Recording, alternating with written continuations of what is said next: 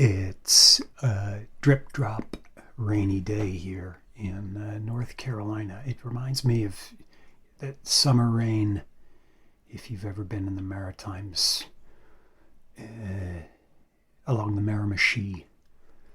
Just kind of steady drip all day long. We're going to take a staycation today. I've made a lot of promises about, some sense of connection with forthcoming episodes, and we're going to weave this and weave that. Let's just throw that. I'm throwing that all out. I'm just throwing all that out. I'm just going to say it. I've had it. I've had some setbacks. We all have. When you have setbacks, my advice is you just lean into it and you go for it with it for a while. You don't fight it until you have to fight it. So we're just going to tell a story here. I'm not too invested in this story. I do like it. It was shared with me by a friend. So let's get this straight. You're in Vancouver and I'm in New Brunswick. That makes 5,748 kilometers. We're talking 2 different oceans, 4 time zones apart, 7-hour plane ride plus connections. A 6-day drive if you don't stop to pee too much. It's probably the dumbest idea that I've ever had, but I love you, yes I really do. That's a lot of writing about your day. So today's story is called Murder of James Dubé, an almost perfect crime. And this was brought to me by Nicholas Berbet, the investigative journalist with La Presse. We had been talking about cases, and since he had covered several cases that I had done, he suggested this case to me. He had done an investigative piece quite a few years ago on the murder of James Dubé. It was very popular, as these things go for the moment over a weekend. And then, nothing came of it. Very popular in French. So he said, you should check this out. He said, the Sûreté du Québec's cold case website. I said, do I know it? Are you kidding? I practically invented it. Of course I know it. He said, well, they solved some cases. I said, tis true. They did in fact do that, about 9 or 10. He said, well, this is one of those cases. He said, I went trolling one day and was looking. I wonder about those cases that they've solved. So he's looking and he sees this one case about a fisherman from Grande-Rivière in the Gaspé, and he's like, what's this case of a murdered fisherman that was solved? This is curious, as it is. It's very curious. Murdered fisherman, lobster fisherman from Grande-Rivière, which is a little bit south of Percé Rock. If you know that part of Quebec, or if you don't, so there's this part of Quebec to the east that kind of juts out like a lobster claw, right where the St. Lawrence River opens up. St. Lawrence River opens into the Atlantic, and so to the south of the St. Lawrence is the top of the lobster claw. We should use lobster analogies all through this. That would be classic. And to the south, there's the Bay of Chaleur, right, which I think Cartier discovered. Warmth Bay, the Bay of Warmth, Chaleur. And south of that bay is New Brunswick. So the claw, not claw, craw, juts out. And so Grande-Rivière is way out there at the tip of the claw. Kind of nestled between the St. Lawrence River, the mouth of the St. Lawrence River, and New Brunswick. which is a curious place. So, but it's a great place for a staycation. I have had many vacations. It's been a while since I've been to the Gaspé. It's sort of one route. You just have to. The only way really to navigate it by car or bicycle is just to ride around the circumference of the claw. There's that claw again. Which I've done many times. There's many, where other families got to go to Disney World. We never got to do that as kids. We always had the camping vacation. So many a camping trip in the rain, like raining all fucking day, in in the Gaspé.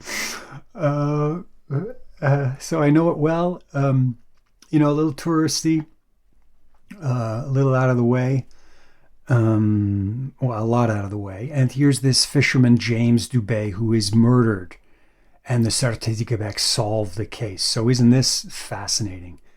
So kind of to return the favor to Nick, since he's covered a bunch of my stuff, I thought I'd cover this story. So I've translated it into English. It's a fascinating story. And it should be told. And so we're going to tell it today. This is Who Killed Teresa. Il fait chaud, ça sent le fantôme, le sweet, le fumier du printemps, puis mère mature qui se lâche lousse, qui abandonne. Il fait chaud, au baisse le chauffage du soleil qui rôtit nos peaux, on se chiffonne dans la journée, on se lance toutes comme des cinglés sur les plages de... So on the website, I've posted the English translation of Nick's story. That's at teresalore.com, TheresaAllore.com, COM. With some photos I found. So I found some information that Nick didn't find. At the end, we'll have a follow-up. The information that has come to light since Nick's story. We're going to go real easy here today.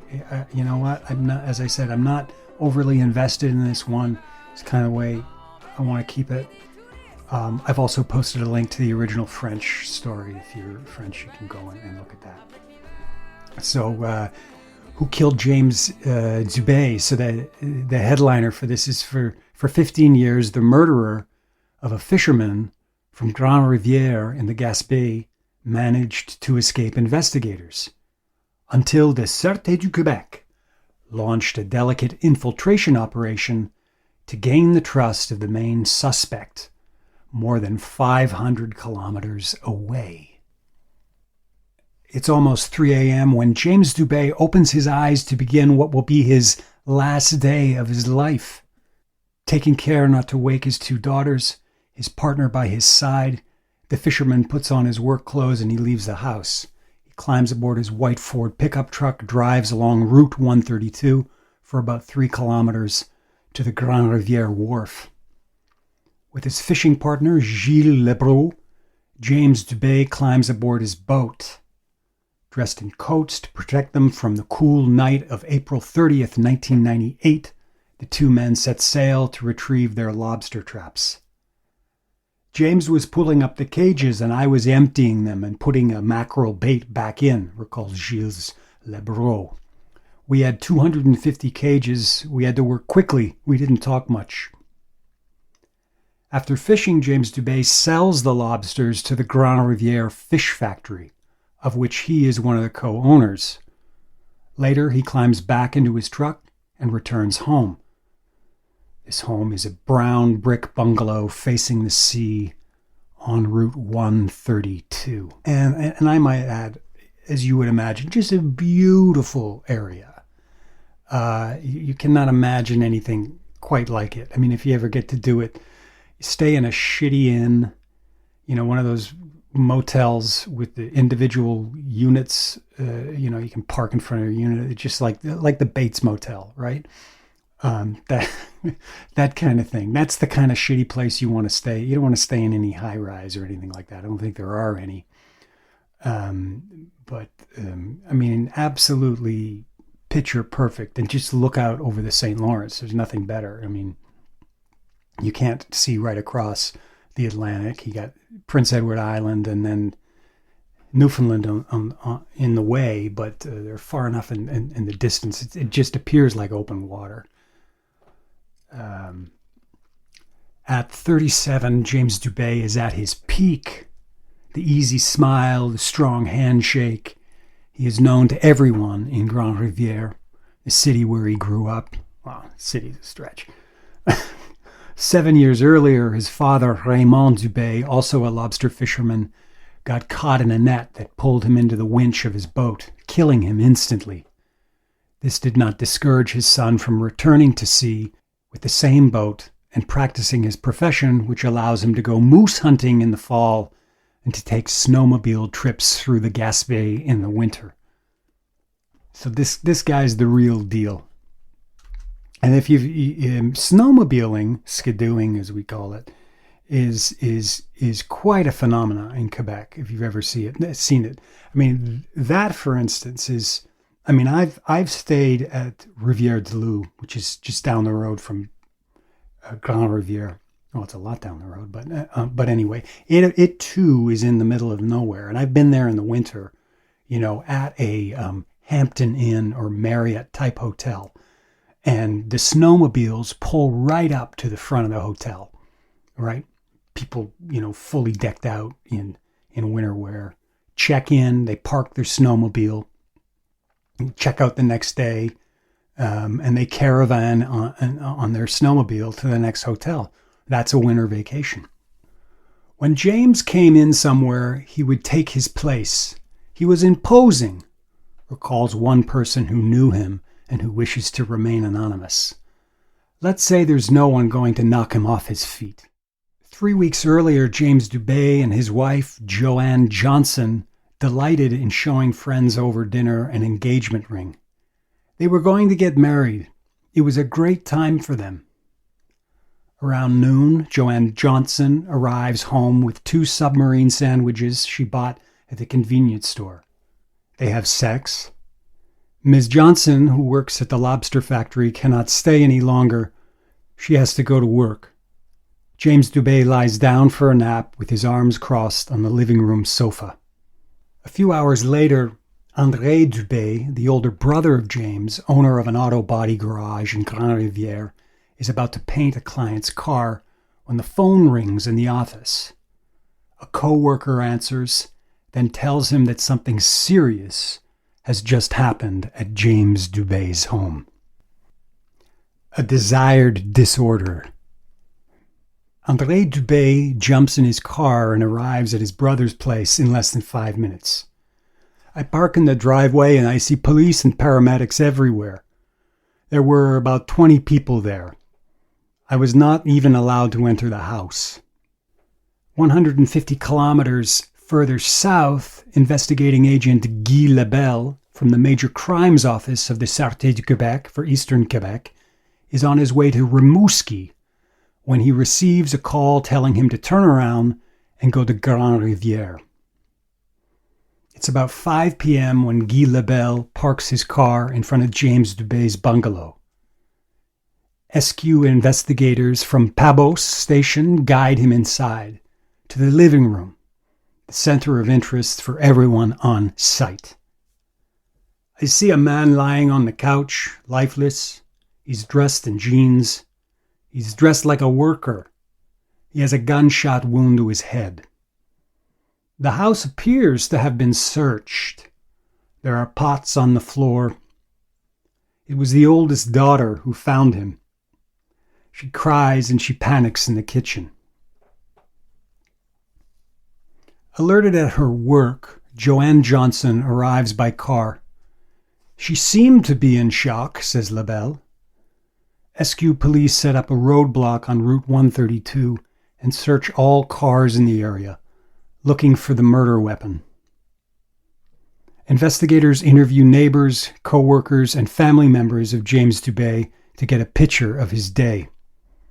Guy Lebel establishes a security perimeter around the house.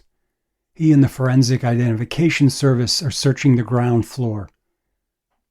We are looking for things where they might have been blood, that not much was found.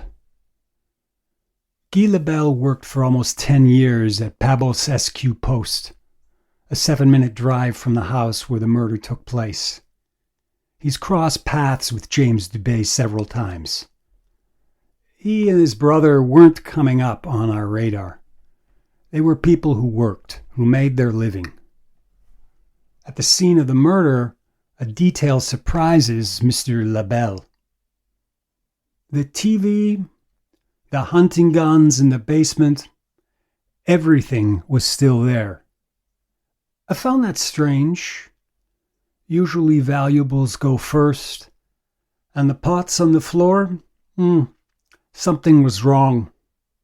The house was a mess, but it was a normal mess. It looked like a deliberate mess.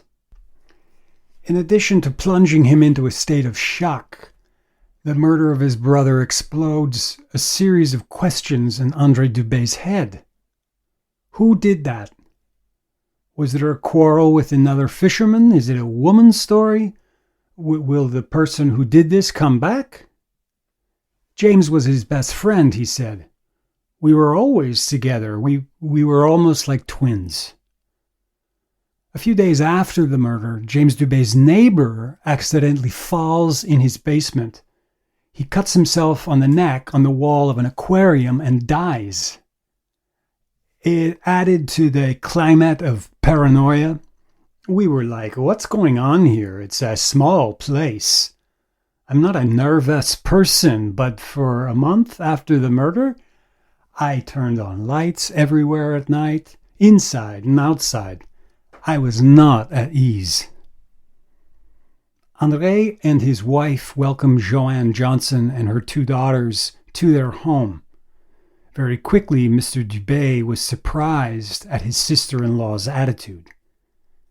Joanne was not asking any questions about James's death. She was cold, indifferent. She wasn't crying.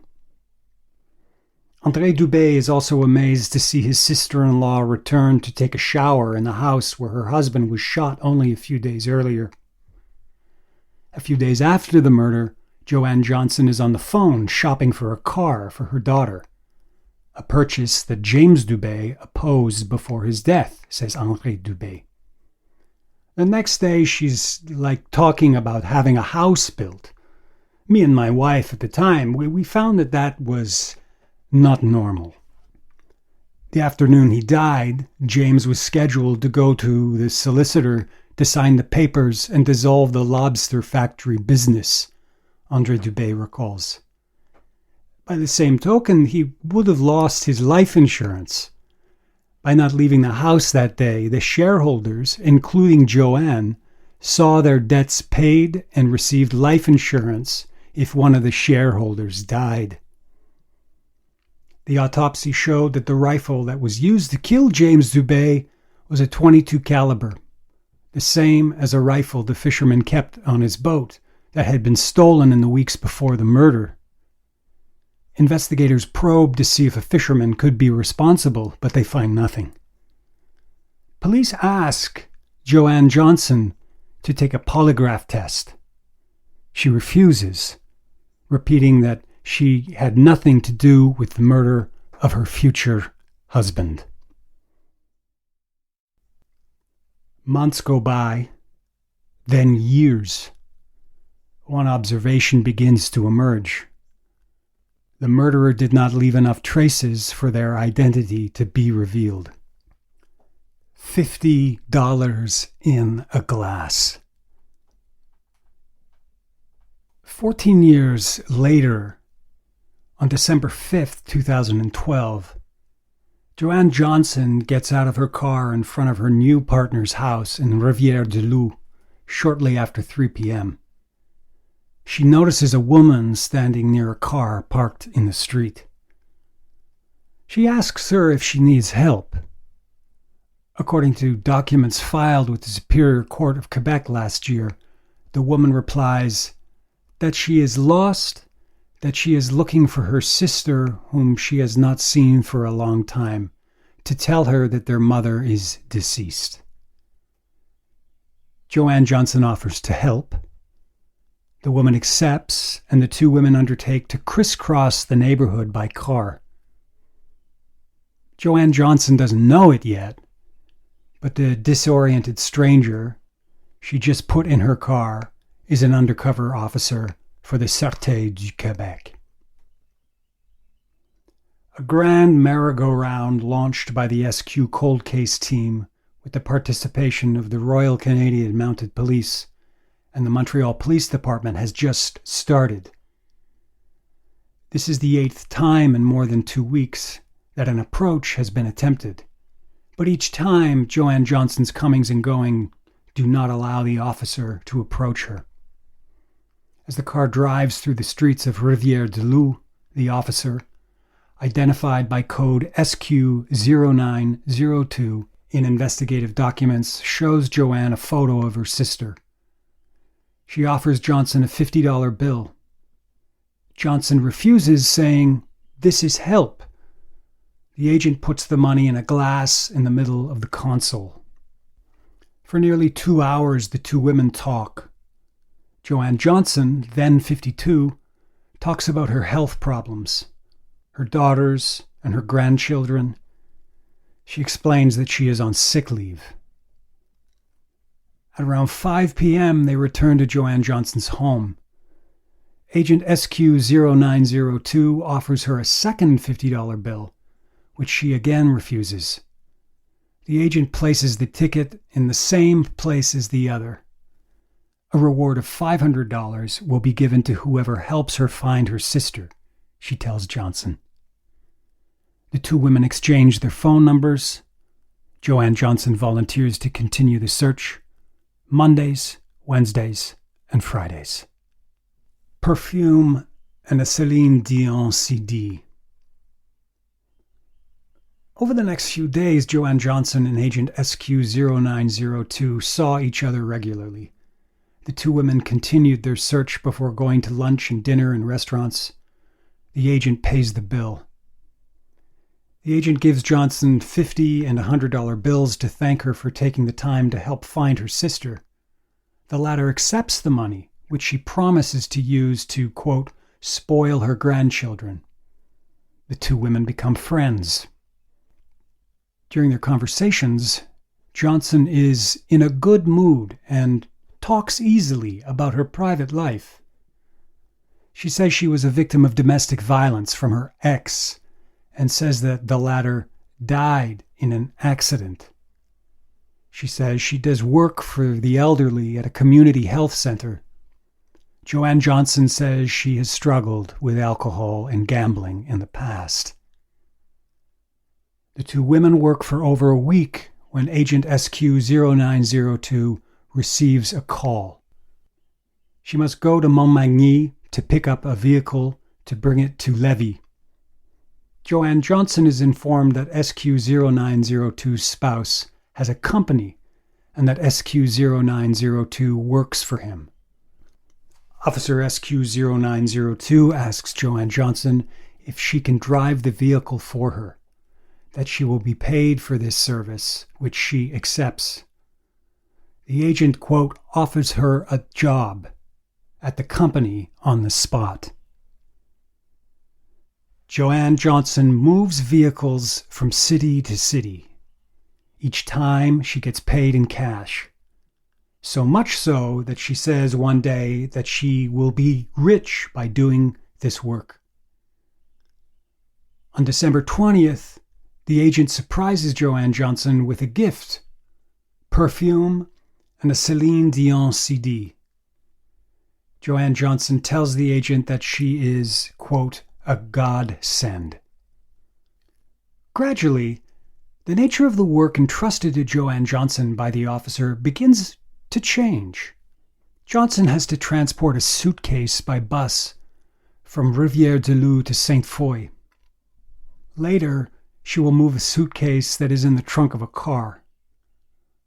You can't say what's in the suitcases, but it's not drugs. She also meets the agent's spouse, identified as DG876, and the other alleged members of the organization. Johnson accepts the tasks and can earn $400 to $500 or even more for days of work. Johnson agrees to carry a suitcase that contains weapons. To celebrate, the group is treating themselves to hearty dinners in upscale restaurants, including La Bête in Quebec City. On January 29th, while in Montreal for a delivery, the group took the opportunity to attend a hockey game at the Bell Centre, a first for Joanne Johnson. The Montreal Canadiens won 4-3 over the Winnipeg Jets. Johnson doesn't like hockey but enjoys her night. She is in a good mood, the report notes.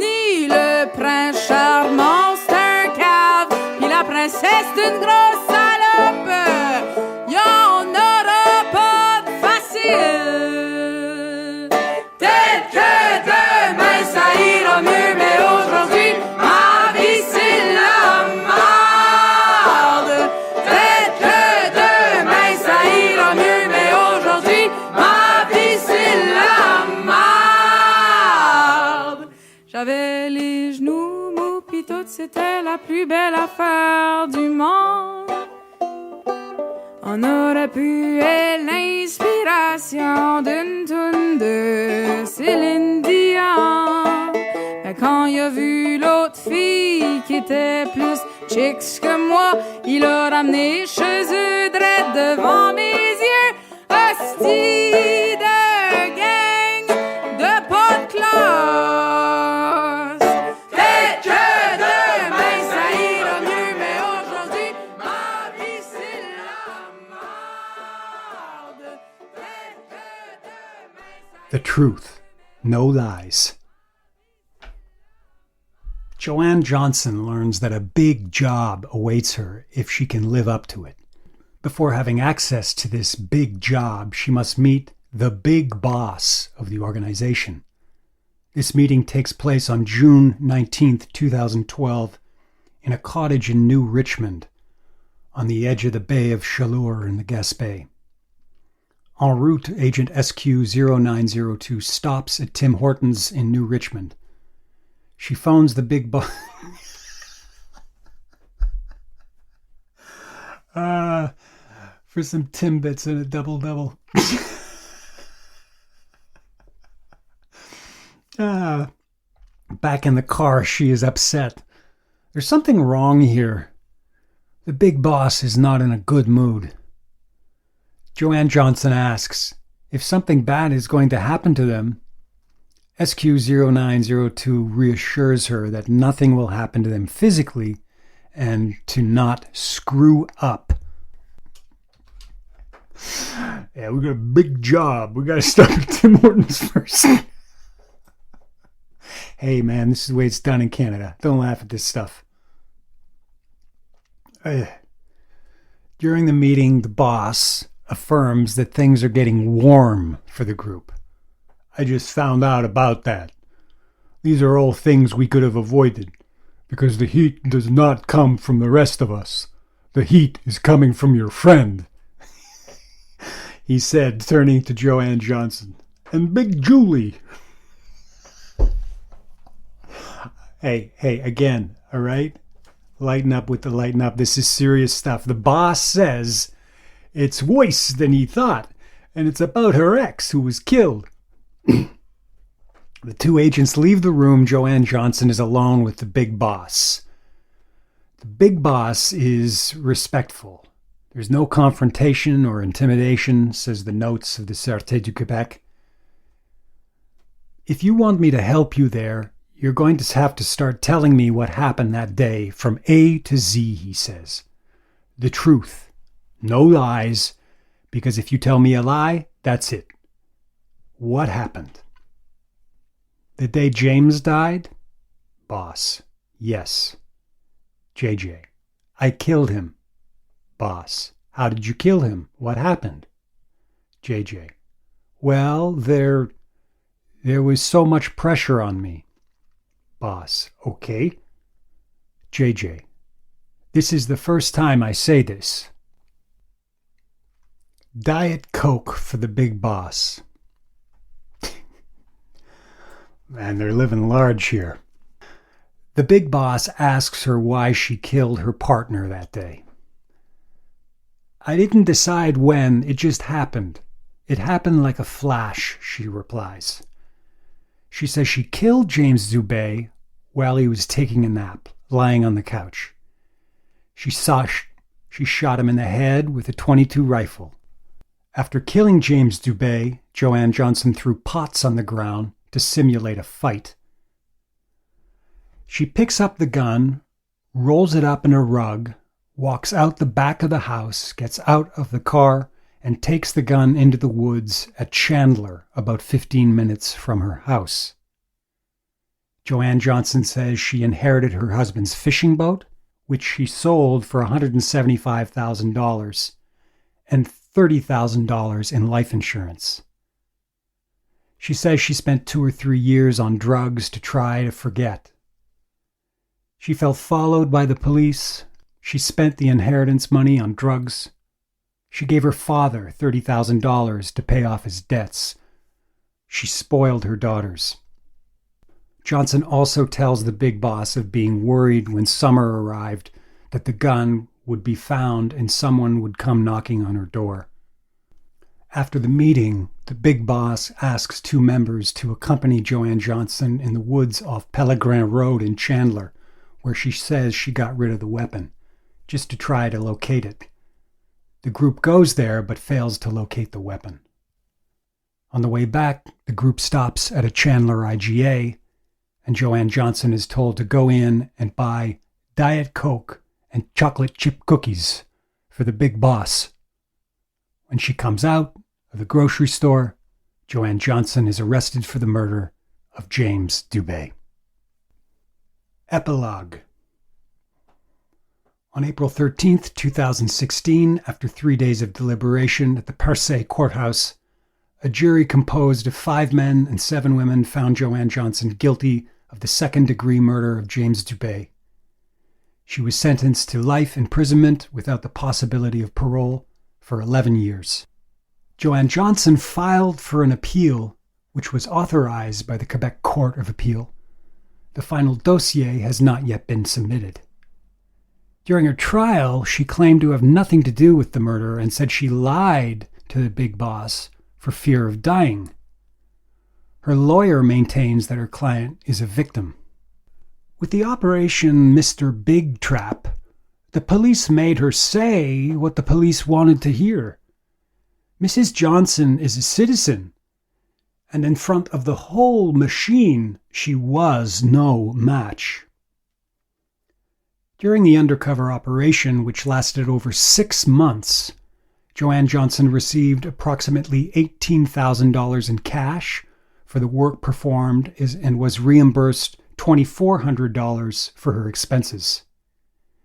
Even today, André Dubé says he is stunned when he realizes that his ex-sister-in-law shot down his brother during his nap. It was in cold blood. If it had been done with drinking or on drugs, but it was around noon, so she was sober. He says he doesn't feel angry at her. Now she is paying for what she did. Guy Lebel the first member of the Major Crimes Unit to arrive at the scene of the murder, recalls feeling relief when he learned that Johnson had been arrested 15 years after the murder. I said to myself, we were right. The investigation was right. The person who comes close to committing the perfect homicide is the one who acts alone, he says. Whoever does it alone, there is no one who can tell it. If they don't speak, it doesn't come out. In the case of Joanne Johnson, she could have taken it to her grave. That's secret. And then there's a postscript here in the La Presse article by Nicolas Berube, what is a Mr. Big operation? Well, you already know what it is, but let's read it anyway. A Mr. Big operation is an investigative method designed to trick a suspect into believing that they are about to join a criminal group and is used to extract a confession from them. At least 350 operations of this nature have been carried out over the past 30 years in Canada. In 2014, the Supreme Court upheld the validity of Mr. Big operations while restricting their admissibility in evidence. Critics of the use of these operations argue that the mere participation of a suspect in a Mr. Big type operation is likely to mar credibility in the eyes of a jury. Yeah, Mr. Big, you just to remind you, we know Mr. Big because of the case we covered on Christine Lapage. She's sort of allegedly the hit woman who barged in on the home of Germain Derome and his partner Julian Bassett in 1981. And LePage was ultimately convicted. There's now, on that case, it's come forward that there's some speculation that in addition to the controversial nature of the Mr. Big sting with LePage, that they might have got it wrong, that LePage might have been in cahoots with Bazinet, the young partner of 52-year-old Germain Derome, that they were working together to murder Derome. That's the latest development on that story. Mr. Big operations, I think the story speaks for itself. I don't know. Let a jury decide whether it's convincing or not. But as we'll see here in a moment, and not only are they they're controversial because how effective are they ultimately? We can joke about Tim Hortons and Diet Cokes and cookies, but there's some real money on the table here, yeah. And fancy restaurants. La Bête is the gilded truffle of Quebec City, and tickets to the Habs games at the Bell Center is nothing to sneeze at. These are substantial influencers. Nevertheless, why would somebody say that? Why would somebody come out and say that not only give disclose that they had murdered somebody, but give a credible motive as to why they killed somebody? Financial pressures, wanting to buy cars for daughters and provide for fathers and things like this. That seems wholly realistic in my mind. But there's a consequence to these things, and this is the coda. So August 3rd, 2020, La Tribune. La Tribune is the Sherbrooke Township's newspaper. They publish a story. A Gaspé woman, Joanne Johnson, found guilty of the unpremeditated murder of her husband, James Dubé, will be entitled to a second trial. The Court of Appeal found that the judge at the first trial erred in presenting the statement of an important witness to the jury. Joanne Johnson, 58, was convicted in the April 2016 murder she committed 18 years earlier. So we got quite a trajectory here. On April 30th, 1998, lobster fisherman James Dubé was shot in the head on his couch, Grande-Rivière. Joanne Johnson was arrested only in 2013 after a Mr. Big undercover operation. The lady had confessed to the murder of her husband to the head of this false criminal organization, personified by a police officer. She was charged with premeditated murder. At trial, she said she confessed to the murder she did not do because she feared for her safety. So she's still consistent with this. And then she adds, the accused also said that she was beaten for several years by James Dubé, although that doesn't sound like something that came up after she was arrested, because she disclosed that to the SQ agent even before she was well into the game, the Mr. Big sting.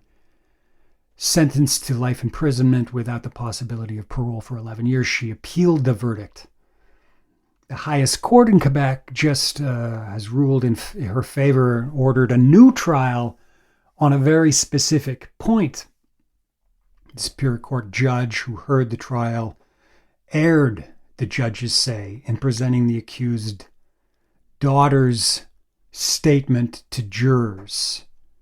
So interesting. So it was not appealed on the grounds of the Mr. Big sting. It was appealed on the grounds of, I believe, a statement by one of the daughters not being heard. Jackie Dubé, a crucial witness for the prosecution, had read during the trial observations on her mother's behavior, as well as recounted confessions made by Joanne Johnson after the arrest. According to the Court of Appeal, the judge would have had to justify the admissibility of the girl's notes into evidence and give the jury specific instructions. So this is very any court, but this is very Quebec court. Taken together, these two errors carry an obvious risk of harm. Their cumulative effect is far from minor, and its influence on the jury's deliberations is incalculable. Without these errors, it is not possible to conclude with certainty that the evidence presented against the accused was so overwhelming that it would have been impossible to reach a further verdict. And further, this spring, April 19th, 2021. So this is from Radio Canada. The first part of the second trial of Joanne Johnson, accused of the murder of her husband, James Dubé, ended last week. The proceedings, which began on March 15th, took place behind closed doors and were subject to a publication ban. The continuation of the trial has been set for October 4th for 8 weeks and should begin with the selection of the jury. So we will not get to the jury in the second trial until this fall. And again, it tells you, just tells you some details about why it was the need for a second trial. So where does that all take us? Well, if on the one hand, if I were the investigating force, the Sûreté du Québec, right?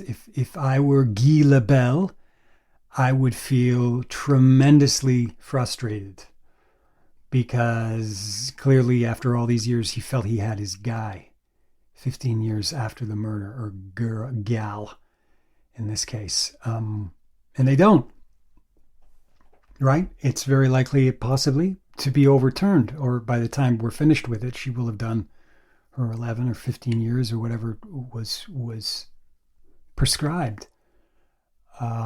This leads, rightly so, on the one hand, you could argue, for a state of cynicism in police forces. What's the point? Why am I going to go to all this work for something that looks like a slam dunk, and which only a confession would have revealed if the courts are just going to turn around and overturn the entire matter? That's one side of the issue. The other side of the issue is, if this is the lengths you have to go in order to extract a confession, hockey tickets and Timbits and dinners at fancy restaurants. Oh, and by the way, thousands and thousands of dollars. Then maybe you shouldn't go to that effort. Is that the message? Nevertheless, potentially, the SQ will have to remove one solved case from their cold case website. So we'll be down from 11 to 10 or 10 to 9 with their very meager achievements. Murder of James Dubé, an almost perfect crime. An almost perfect sting, I guess, is the rebuttal to that. This is Who Killed Teresa. Je pense pas que je continuerai de me laisser faire comme ça. Je pense qu'il est temps que je me réveille, que mon cadran sonne. Il est temps que tes conneries arrêtent de me taper dans la gueule. Arrête d'épingler les affiches de mes défauts sur les murs que t'as construits.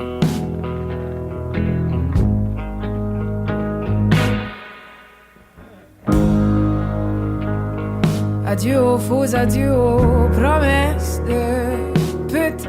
Tu viendras plus me voir en faisant le chien en route.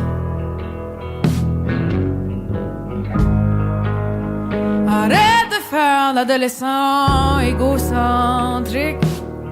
Puis pour une fois, fais un vrai homme de toi.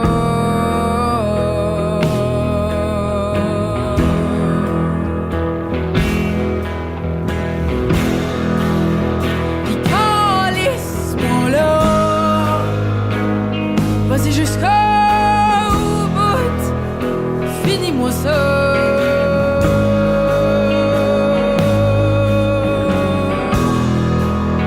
Puis calisse-moi là. If you like the podcast, please follow us on social media. You can find all those connections on the website teresalore.com. We're on Twitter at Teresa Allure, Facebook, and Instagram. I don't know. If you search Teresa Allure, you can find it, or you can find the addresses on the website. And you can listen along on all of your favorite platforms: Spotify, iTunes, Amazon, Spreaker, etc. If you like the podcast, please share it. Please give us a 5-star review. That kind of, is what promotes it and makes it pop on social media. I don't know what else I have to tell you. I'll throw this in here. Today's music is Lisa LeBlanc. Normally I don't announce the music, but it's a crime that an artist as talented as Lisa LeBlanc is not better known. However, on the other hand, I would say, and that's the way people from the Maritimes want it.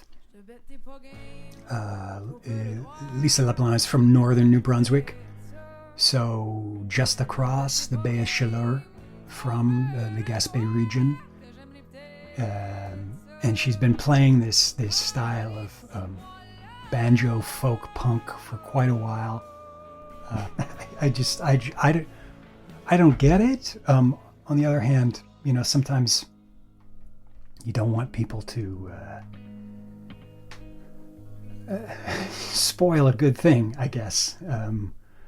it might be a very, very bad thing if Lisa LeBlanc became popular. I'll say that.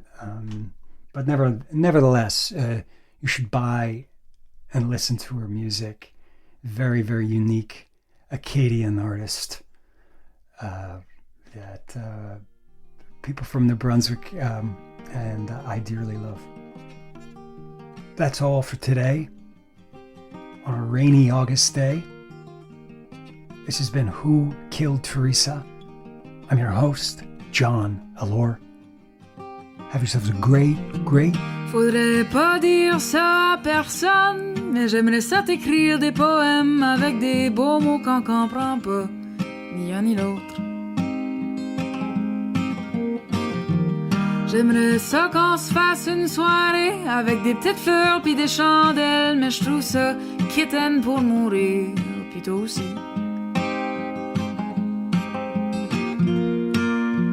Au pire, on rira ensemble, on mangera du craft dinner, c'est tout ce qu'on a besoin. Au pire, on rira ensemble, on mangera du craft dinner, c'est tout ce qu'on a besoin.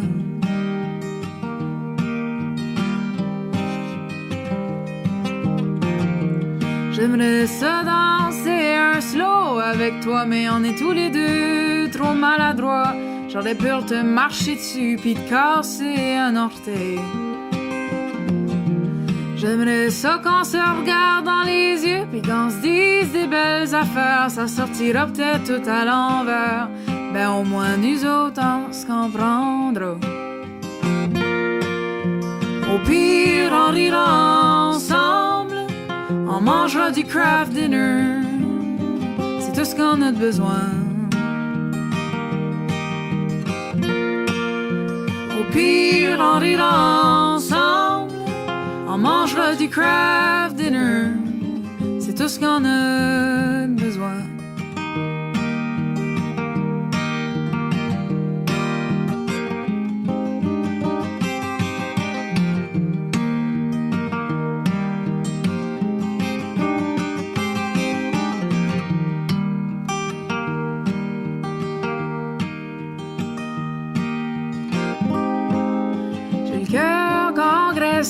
Mais c'est correct, de toute façon il était rendu trop maigre.